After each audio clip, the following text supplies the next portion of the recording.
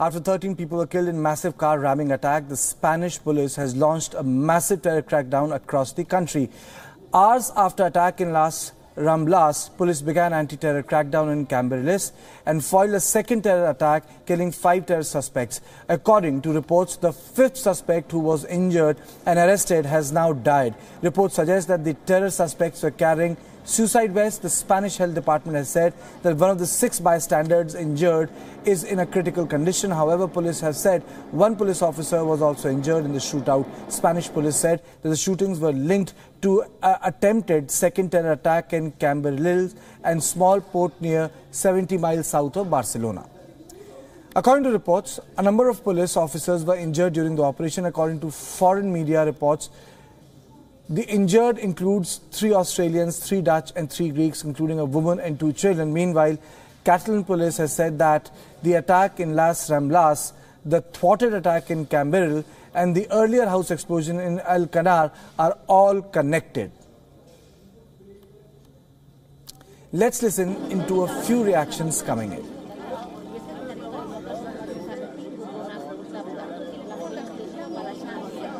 Una vez más decir que Barcelona está aquí de pie, que no tenemos miedo, que estamos unidos en los valores de la democracia, de los derechos humanos, de la paz, de la convivencia.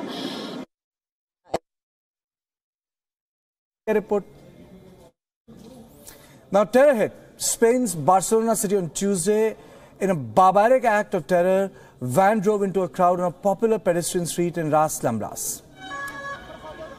It killed at least 13 people and injured more than 80. Meanwhile, police claim to have foiled a second attack by killing 5 suspects in Cambrils, a small port town around 70 miles south of Barcelona. The Islamic State has claimed the responsibility for the attack. Barcelona officials ordered all public events to be cancelled, while metro and train stations in the area were closed. Police have also set up checkpoints on the highway around Barcelona. Meanwhile, in another car ramming incident in Barcelona, the driver of the car also knocked down 2 police officers who suffered minor injuries, but it is unclear whether the incident has any link to the earlier deadly van attack.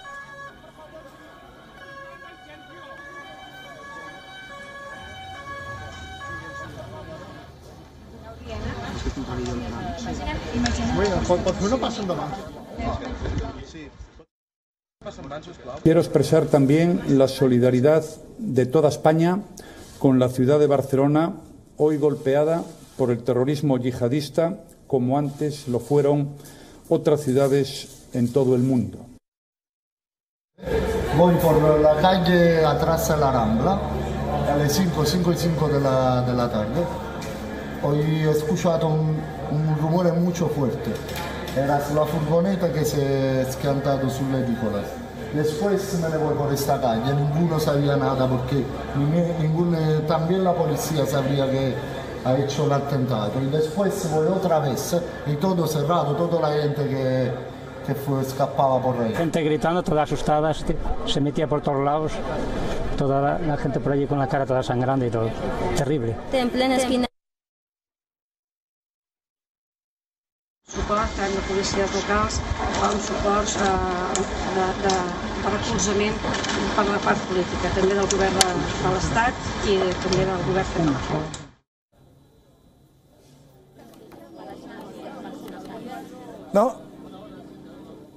Now, what we are watching on our TV screens are the visuals which are streaming across from the other part of the world.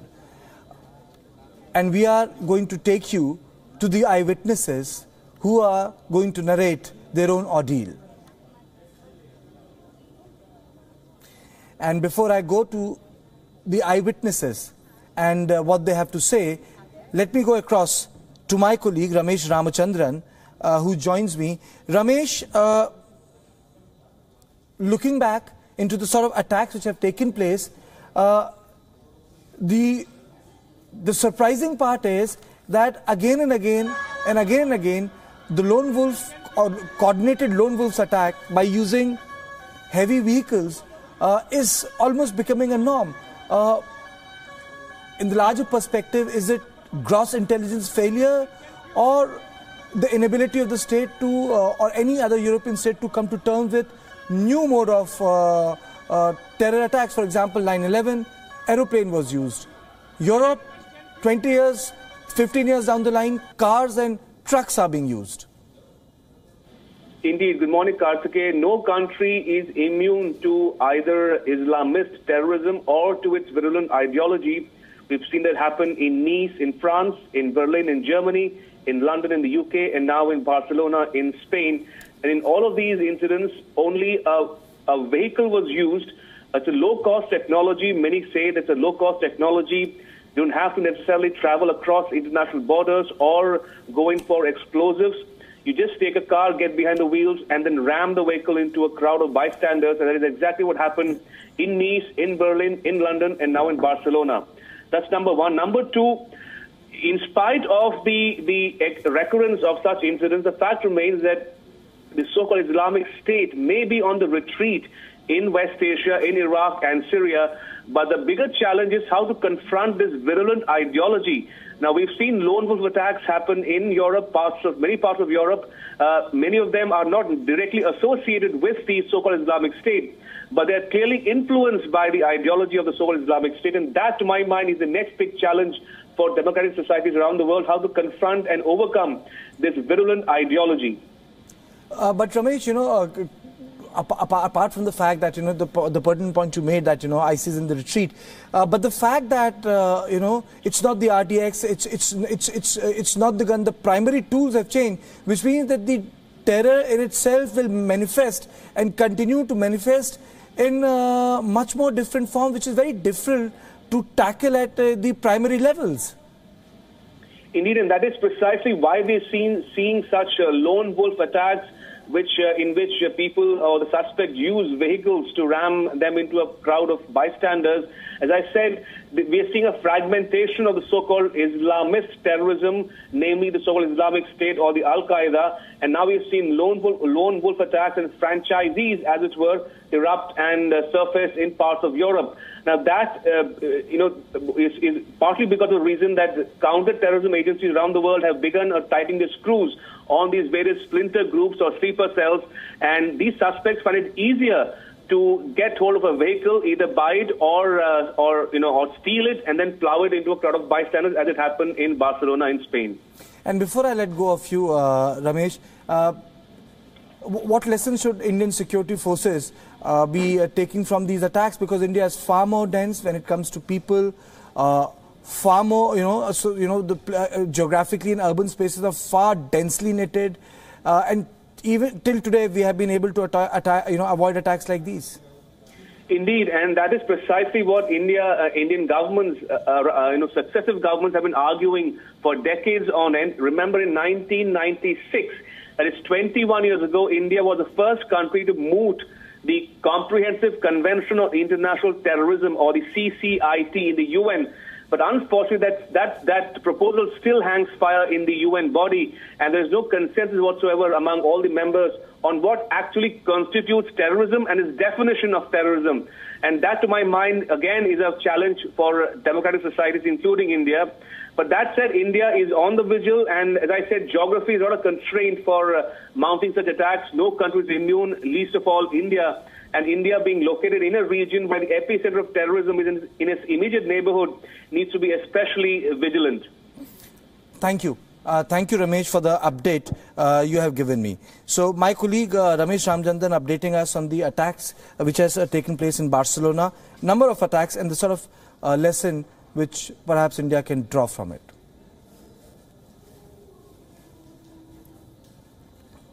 So, we'll be going back to our correspondent, but, let me describe the visuals to the viewers who are joining us today morning. These are the attacks which have really shocked Spain. They have taken place in different parts. Now it's becoming clear that they were coordinated. In one single place, 13 people were killed by the terrorists. A number of people have been injured. The terrorists have been killed. But the larger issue which is confronting the European community is that they have not been able to foil such attacks, and secondly, the attacks have been taken in a routine. If you look at the attacks which have taken place in other parts of Europe, or for example the attacks which took place in France, or the attacks which took place in other parts of Europe, they are the clear indication that this will not end. And perhaps with the attack and the migration crisis, European politics can actually take a different shape and acquire a different color. And going back to my colleague Ramesh, these attacks have taken place, but that's one part of the story. Other part of the story is the immigration crisis. And third part of the story is, one by one, barring France, the mood in Europe is changing. A lot of far-right parties have become very, very assertive, and they have become electorally strong, Ramesh. Indeed, that is a general trend we are seeing across the world, not only in Europe, but also in North America and other parts of the world, where the stereotyping of the minorities, especially the Muslim community, is becoming more and more evident. And we say that manifests itself in issues ranging from multiculturalism, assimilation, integration of the minorities in the mainstream of societies. But that said, in this instant case, Karthike, the fact remains that the driver of the van is still on the loose. That's what the reports coming in from Barcelona police, that the driver of the van is still on the loose and not being traced yet. Also that from India's perspective, both the Indian Foreign Ministry in Delhi and the embassy sources in Madrid are telling WION that there is no report of any Indian national or a person of Indian origin being either dead or injured in the attacks in Spain. But as you said that the driver is on the loose, but the larger issue is that if you see, Ramesh, that a lot of strong statements come from Russia on this, but when it comes to a concerted action on terrorism, countries have completely taken different directions. For example, you went to Syria, you had interviewed the Syrian president, Assad, but the whole crisis which has taken place in Europe is because the Western powers fought themselves to death in Middle East. Indeed, that is clearly one of the prime reasons for the rise of the so-called Islamist terrorism around the world. The influence of the Saudi Arabian kingdom, or the regime as it were, in Riyadh, and how they spawn terrorist outfits and groups around the world, including but not limited to West Asia. And many countries around the world, especially Syria, as you mentioned, is a victim, or claims to be a victim, of the Wahhabi ideology, which is propagated and spread by the Saudi clerics and scholars living in Saudi Arabia and enjoy the patronage of the government of the day there. Now, that clearly is a clear and present danger for all countries around the world.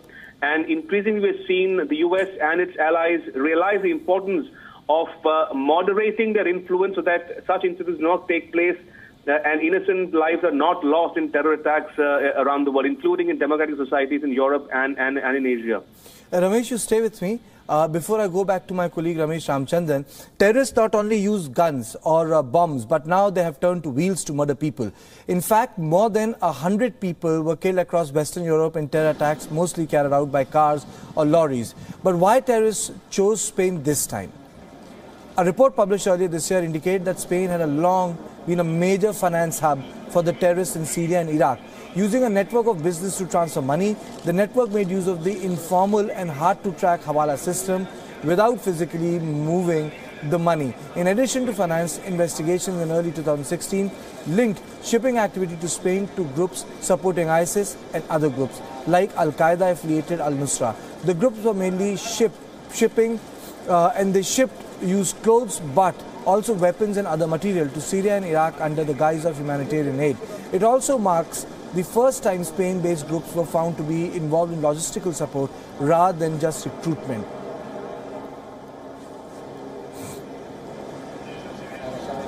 So, the issue here is that it's also the fact that Ramesh, can I safely say that Spain has been slightly not focused on the issue of its own territory being used for transferring money and strengthening the network, Ramesh? Spain is also a victim of terrorism. Remember, there is the terrorist group called ETA, ETA, operating in Spain for many years on end now. And Barcelona, being in the Catalan province of Spain, is also a politically very volatile region, given the calls for separatism or independence from the Spanish government. So clearly, domestically speaking, Spain is in a firm one. But that said, as intelligence improves around the world and governments coordinate more closely with each other in terrorist financing, in technology, we've seen, as you said, a low-cost intervention on the part of terrorist groups such as the so-called Islamic State, where they use a vehicle to plow into innocent bystanders and cause widespread damage and destruction. So that clearly is the next big frontier, as it were, in counter-terrorism. Ramesh, you stay with me. So, this is the story which we are following, and we'll, continue to stay put on the story and the events which are taking place in in Spain and the various other points where the terror had struck. But the importance is that it's a lesson for all the European countries and all the countries to hit by terror. But the issue is, why has terror failed to unite countries? Why has the issue of terror continued to divide the Western past? Coming back to you, Ramesh, how come terror continues to divide nations? When it comes to India and Pakistan, different standards taken. When it comes to Iran, a different stand is taken. When it comes to Syria, a different position is taken. How come terror, instead of uniting, has become a weapon of strategic interest? The whole logic is reversed. Indeed, Karthik, that's an interesting question you should ask, and that is the fundamental issue confronting the world today, because many countries around the world, including India's neighborhood, claim and maintain that one man's terrorist is another man's freedom fighter. And that is at the crux of the ongoing debate in the UN, for instance, as I said, on adoption of the CCIT, or the Comprehensive Convention on International Terrorism, which was first mooted by India way back in 1996. It's been 2 decades on, and there's no consensus building in the UN among the countries of the world as to what constitutes terrorism and who is a terrorist. And that, is still an issue which hangs fire for decades on end. But Ramesh, even if we talk about the fact that these are complex issues, but the fact of the matter is that the cooperation is not there. That's true. Counter-terrorism is good. There's always scope for improvement among the governments and countries of the world. But of late, we're seeing concerted efforts being made by India and its allies in Europe and in the Americas to put up a joint effort to combat terrorist financing, to address the root causes of terrorism, be it anywhere in the world in all its forms and manifestations, be it West Asia or South Asia or any other part of the world. And that, to my mind, is happening as we speak, as intelligence improves, countries improve the technology. We've seen terrorists take recourse to low-cost interventions of using a vehicle to ram into crowds, and that's what exactly happened in Nice, for instance, in Berlin, in London, and now in Barcelona. But that said, as I said, the next big challenge for countries around the world is not the elimination, the physical elimination or pushing out of the Islamic State, but to combat this radical ideology which is gaining ground in parts of Europe and in parts of South Asia. Thank you, Ramesh. Thank you for the updates, updates you have given. And the issue here is that the US President, Donald Trump, is under fire.